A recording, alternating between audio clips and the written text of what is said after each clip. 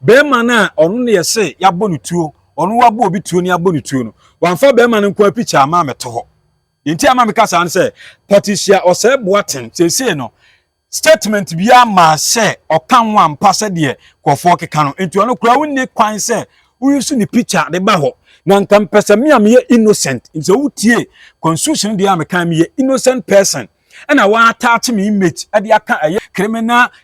case ho nti we frɛ mi fra broche we frɛ mi free papa na dai da be na be criminal ade no waye anti adu picture attach message tintin bi o GH page say o ya kromfo no abobi tuo no waye say can't you dichotomize between me and him so what I say ontimi and differentiate between me ne enipa na ebo ni dinana say enti de GH page aye no me I will sue him also who difference woman ne duku na kan ho asem ne be also who why what I say because why do you want to put me into catastrophe burdensome or cumbersome and this is uncalled for it's unlawful. What's a interview as a burger become Messi and colleague say, Onya for we OG, okay, what that into what Bamudia, then support Oko Bincha, Ubiamo Konya, among interview, now also Mudada, one mark, and maybe Banaba in Pakase, Winterman and Chase, Gideon be interviewing, Commander now, but one Fiano, but you say, I believe, say, all my fans, all my colleague, Oko Biancha, Biabasumana, all my common interview. We love you. Abia for your movie akwaba ediba ogidi one TV so ene ohwemi nsa nifa so a ene ne opanyifefe bia odi akotene e Kumawood mu ene ne ne de ahia na se yatete nsem bebre a etwagu Kumawood mu ebi ani enyan ebi nso so ya asem de oye Kumawood board director enti no ono de omaye fat omaye de yakọ ne de yakọ enti ene ye bopri na ensem ayekokọ so e Kumawood mu eba efa achiche ani ewuwo ani nyema bi a ensem fata ekoso no ene ne no eba bedi hu komo opanyife ne te sei ogidi wa me ho ye pa na wo so e na mi adom boko yenso ye ho ye mebusa udi akasa de sei sadi ogidi wa onim dada no ye frɛ me director Freeman Akumia we don have friend Papa Freeman me national chaplain Emma from Directors Guild of Ghana I'm say Ashanti regional chairman Emma from Directors Guild of Ghana sounds here Kumawood board director Kumawood Ashanti from association a kafa board me na me represent directors no board no so yo that enche bia na yete se yenua party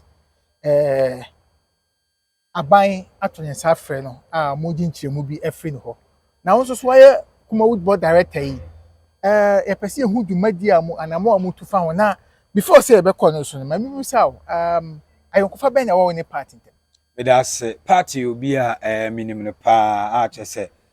to film industry mu especially Kumawood mu minim party pa chese oba industry ni mu a ne ba ne me na me so me ba no minim mi no nko antem asem na me kan nti party obi a minim no pa na true film industry mu na ema minim part na ekoba se honorable Sami Gemfi o papa akonfo akoboni tuo ekono yekodwiem na chese ya de nyina part ne kunu enkrofo na edi sa adwuma no o tie sa asem no o fa ne sei in fact me tie sa asem no ehame pa anya me de san se unim obi na yaboni kunu tuo no ya ye mo hwe asema na kafa etu na ya bɔ no ho no so a na edu ba bi a na me se wo se me yedi kakra na me hwe no mamu na mu se de no ma de AC kwansa ti me te asem no in fact me ya because of ayonkofa me ne Patricia Osei Boatengs wonti no me te no anya me de na me anso kra me so me san nim se wo ntafo kra nchen kra no susua na bibi sanso asensi no in fact me ya kakra pa me ya me ya aba sa wo ye Kumawood board director anamo ben na motu afa ho me da say eba ne sa no aten say yim bebre na atu anamo pi men kai mo bia akra di amnim say ye ne papa Samonyame evangelist doctor Miracle Forms omo atu anamo ko police station ho na omo my asote say omo koy no so no for the meantime bibia yiku che say part our report on ho san say police invite no a omugu so hwehwemu investigation ye hu asem no said the city and for now na evidence bi ama na de Kumawood for the empire tanachi na the empire patanachi said be ya nsem a ye kafa no nyina enkonkoba ne sa nti no yetu anamo bebre a igusu a yetu na tete nsem bi se Kumawood for no ebi atani na amani ama no se boni a wodi no also nya so akatua wa bra bi mu so enim de ekoso en kresa said your can sa na tie aten se ka se creative arts aten se bloggers ka ho media houses ye nyina e wo mu bi nanso so ye ne enkrofo ni bi mu a omo ye bloggers ene ade no ebi mu ka nsem bebre de fa yenua ba no na media make nyina se ye nipa de assign me de atu bi asabi ka fa che udifo ana asofo kratimi kwale obi no ebaifo nso no wonim ebi achi na nye bi nyame bi na ni ne wa ma ne hu eni nti se asam tu nua ye mpentamu nyedai emu aten eni nti omo ye sa no mani nyina metu omo fo so omo nya abotere sabi I condemn evil. I totally condemn what is evil. Enya ade a mesoso ade e bone so na emom no enam se evidence bi enya mai mfiri eye police aso ye mai ni nti no mesre enuanam so munya abotere ono ma bi ho kakra na ye ntwen kopim se bi nya evidence bi ana se asem bi ehunu se yenua ba Patricia Osei Boatengs de e kan kore ne kore ana se nya ne kore ansana obi bia waka sana midi kan sa nkofa me ne Patricia wona se eye director and actress. Patricia was actress, no say producer. Ena me ba no so ba na me. Se di ka kire mu no. Me ni me nu kwanta masem. Enu nti no me ne wa yokofa through film industry mu Kumawood ye mu, sinitwa ye mu, ena nam so ama me ne ye dey ewo ayonkofa. Ena me ankasa nso no me te production house no ye guild no. Me nkra no me de mu ye sini no. Aha me de omo ye meeting rehearsals ni ade no true me ma no ebina nam so ma me be hu Patricia na Patricia minimum no so no oye obi a party obi a oye din ompekasa party a minimum no party obi a ofele ade party obi a opese de nti esan de etimi etu obi a na emom ye iguso bompa se nyambe ya adom na bi ade ekeka no bi wi ase ne nkonkoye sa so that we see case a sign no evidence actually say ni kunu ni dwumadi a wodi ano yenti ama me kasa ne se on se ewiase na ewo no be ma ne ni kunu de nanso so no sabio ebia asam kan ebi mpa na de ekwa ba nyina na ono woni mo hwe because sabi ka fra che be ma bitim ne yira atena enso na ni secret no ma no na oba na wonim so ate ase enu nti na me kasa me condemn ade enye se koba na ne ho bo mu a nyina ebe ya awreho a ni nyina mu no kra mpai na ne de beta na chi na emum se ne de mom yenwe ne ho se wo ye oba tan a wo ntafo a ne mahwehwa sambre nso eyi ne kunu na de afrim isa wo ye oba na se wo kunu firi mu a se ne ya mu titie se wo ye oba na wo ntafo na o mahwehwa na asem isi a se na ho besima yew etumi masema medina so American nyina se sambre ya investigation gusu a ekwe ma ye mpentemu muaten because we nipa anhwe ya ye soa no guru su bebre kura bi ade enkochi mpo no akoye no ho boni bi ebasa ede ba ade na ne yenya afiri mu so ate ase me point no abusi afọ gusu ahwe Ogidi1 TV ye ne Kumawood board director Papa Freeman na Sami ye ne etwetwe nkomo no na papa o ka asem bi wa ha se bloggers ni bi edin nam tinta fidie ni so ekeka nsem bi ensem fata emra police for the report ni beto abontin no eye nkofo ya ema wani Ghana ha agisa asem amba bloggers ni betam na we aso na pre na we aso na basa so etino asem na aka fa no so kakra me kan fa nsa bra IGP anase police for the statement by release by you say nsem o mu kan nyina o mu kan fa ye be ma no eye duku no ho so ati ase ye hu se sabi o mu kan bibi de fa eye Patricia Osei Boatengs ho na emu me be ma no ho nsem na ede o kan fa ye nyina ye ya nsem a tie nyina se sabi ka fa che obi kokum obi de ewudie de sabi ye nyina condemn so ati ase esan se obi a wo right se o tenase right to live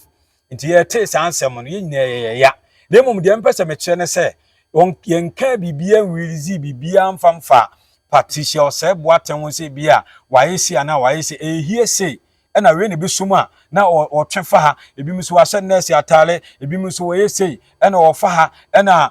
otimi tra car front na o across barrier ne ade ni nyina ya keka so ati ase but o se itimi train evidence timi de itimi ba nti obi ane wono ma owo right say otimi mpo eposi eye Patricia Osei Boatengs ni picture mpo e dey attach to the issue na aba no what ase kopem say police anasa GIP ankasa ebe release one statement enya with evidence say oka ho bi what you say eno na DH page nso akwakoye bia wakwako postu eye picture eye mimi wom saa ntweye ahodo a watwera fa ho nyina no bema bia ni sa picture no menkwam ne bema medem GH page ena eye emamiensa ena me dey meka ho bi so what you say enti de GH page aye no me I will sue him because you have to dichotomize between me and him. Also, who difference a woman a duku na ye kan ho asem ne be. Also, who why what I say? Because why do you want to put me into catastrophe? Burdensome or cumbersome? And this is uncalled for. It's unlawful. Oh, this is archaic. So what I say because nobody is above the law. Equality before the law. In tell the thing I also yes because I never come minimum say. Se uposu ade ne ya de papa also obi aboa no sha ye was some of the bloggers ni bi ho no a omu share da ne mo obi ahwe sabi kafa to obi anim guase beba ne ya tam anim guase no ne ya share ne de akoto YouTube se da be be ne sky de adi eni ntime ka kire eye GH page say baby obi aso temenka onya ready say I will serve him I will sue him me siu no me che no na me kan bibi ewo eye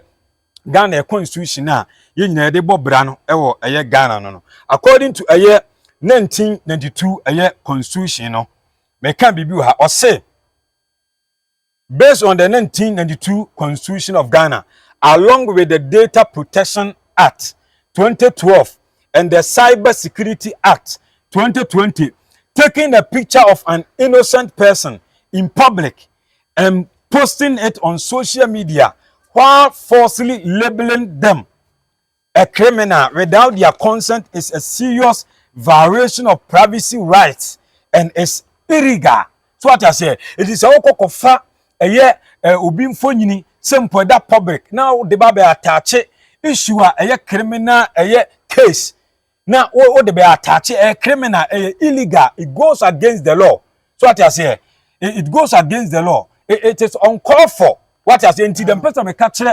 GH page ne say me I'll arrest him because the time me catch answer gidi wan me ni abrepa fi say ye Ghana ha na e won say bi kafa che nipa bebiri ho no mo a obi okro nim kan nim akenkan but on kan ohoye na obehu semfunyi wo na wo be ma no dem na obehu say ne wo asem na ye kan say bia wo ye criminal anase wo ne ya de ya bo otuo because the time bo fu kakra ne say bo fofo mi fra brochire one we afro oh papa na da be na wo de kan wo do be kan omum ye criminal ho e de na wa ye yeso obi abobi tuo ne ye ko hwemu picture e na ye GH page adan apostu e woni page ho onu postu ye na hu se other platforms so de afefa e bi se BBC Ghana say de on so afa other media houses so afa omu ye de omu postu de ko it at the end of the day do you want to tarnish my name or what because who postu ade ya the papa obian few some of the bloggers don't want to few but say the idea be too also obian nim guase abon so obi atam na o share because of kakra obenyi obedi e eye YouTube nti this is a cake. I mean this is uncalled for. It is below the bed. How can you do this? How can you use my image without my consent or without my knowledge or without my notice? This is uncalled for. I mean, you are using it negatively. I have to sue GH page until you're ready. Say me sue no pa. Na obeshia mo court. Papa na say o ka say obesue GH page. Yen kan ho say asem na aba no o kan ho bi. E na me kire o say yen kan men kan ho no. Wo de ko GH page ni first post. The entire asem kakra ne say ni post wo di kan post ye no no. O post ye na amana dwunim say sabi kafa che. Be ma na onu ne ye say yabo no tuo. Onu wabo obi tuo ni abo no tuo no. Wanfa be ma ne nko picture ama meto ho. Inti ama mekasa an say Patricia Osei Boatengs say no statement bia ma say okan ho ampa se de kwofo keka no enti ono kura wonni kwan say uyusu ni picture de ba ho na nkam pesa me am ye innocent nti wutie constitution de am kan me ye innocent person and wa attach me image e de aka aye criminal I mean case ho. Are you getting me? Enti basa na obeso o chese me nso me ye dey me ye criminal because enipa no mba behwe eye o page no mo kenkan obi wono mo a onim sa nipa na ye boni din ye dey e ka asem no onim be ma no enti ohwe pictures no ohwe a me nkwam ne be ma me ye dey me wo picture ni mu to obe kan sa ne be ma ni enti we frɛ mi fra brochi ne we frɛ mi free apapa na dey da be na be criminal e de no wa ye enti edu picture attach message tintin bi e o GH page say o ya kromfo no abobi tuo no wa say I mean can't you dichotomize between me and him? So what I say, ontimi and differentiate between me and enipa na ebo ni dinana. And when me point no. What I say, to say Patricia, when ya bra mo kana sembebrebe no, se bi mo ya no wa no boni ade ba de na mbinya. O your bad time o ye nchai entafo. So what I say, na fa hu hye shoes mu say eye ni kunu nso na awuo. Sebi se be man onyenye ne kura na oyi ni kunu. So what I say, enti wawu no ni mood na wo mun enye. So what I say, enti be man ade na wa I condemn it totally. Nanso so was it me dwene part ho. Ni e twen kopim say evidence be ba ansa na ba ye obibi kan nyina ya dai yaka. Yo. That Freeman ebedase say oni ye twetwe komo na wasam a wo ka twa to cry say. Ogidi wa me de me ka twa to nyina ne say GH page I will see you. Baby bia wo bia ye krado say me serve. Wo be hia mo court. Esan say you are tarnishing my image. I mean you are destroying my brand. Inti I have to see you. Or say me see you now baby chechem di ntia me ye innocent. Now kokko fa me picture. Now with them me picture be attach a criminal issue. And answer criminal case. What's that mean say ade ha me na me kan. Obo to me bi kwa na kasa na ya dey. E ya kam. And inti GH page baby obi a cheme say me I will see you because we need to sanitize the media. I will say media no and cut ye be a befer family no be a kwan you see it me film. E be ya djuma papa bet entimi ko ba say me innocent me baby. No akofa asem kakraka we na de ababa dey. O de ababa be sa me. Djune part no oyo ba oyo nua bank abere sa. So what I say mon twen e ma evidence mbra ne ba na se o kan ho e nyina e be condemn. Ye nyina me na hu say de wo ye ne de. Enye to gidi wan die so obi sa me ade me kan de mom no so obi person follow me a eye TikTok eye Freeman Akomia Papa 1 ibom Freeman Akomia Papa 1 Akomia ne AKOMEA sanso na eye Facebook so ye Freeman Akomia Papa ende emu atete Freeman Akomia Papa enti GH page I will see you many abro abjafo you many abre pa ebedase pa say onya abre e de ma ye na ye na otwetwe nkomo abusha we de ye de mbesi a say the director ne asi abri ahwe anu akoka de enka enti no ye de mbesi ha ya watch out I will see you you meet me in court to explain things we de ye de mbesi ha ya mo bye I will see you